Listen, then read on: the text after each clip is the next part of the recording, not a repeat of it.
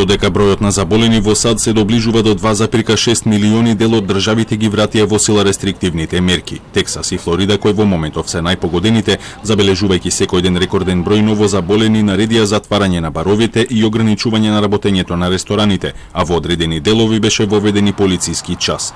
Новиот бран на вирусот е концентриран во јужните држави, кои први започнаа со олабавувањето на мерките и особено кај нивната помлада популација. And if you go from June 1st until now, the number of cases from 25 to 34 have almost tripled just in less than a month now.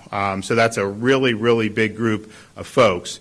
Работната група на Белата куќа за COVID-19 упати предупредување до младите луѓе да бидат поодговорни. Директорот на Центарот за контрола на заразни болести Роберт Редфилд изјави дека новиот бран на вирусот е концентриран кај популацијата од 18 до 34 години во јужните и западните сојузни држави. Причината за зголемениот број на позитивни во дел е резултат на поголемиот број тестови, но пред се и поради неодговорноста на граѓаните и прераното повлекување на рестриктивните мерки. The thing that you really need to realize that when you do that, you are part of a process. So if you get infected, you will infect someone else who clearly will infect someone else. We know that happens because the reproduction element of the virus is not less than one.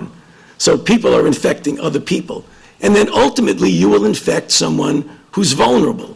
Според последните податоци, бројот на заболени во САД изнесува нешто помалку од 2,6 милиони, од кои до сега починаа 128.000. Но според проценките на Центарот за контрола на заразни болести, вистинскиот број на заболени најверојатно е 10 пати повисок, што значи дека околу 20 милиони американци се заразиле со COVID-19.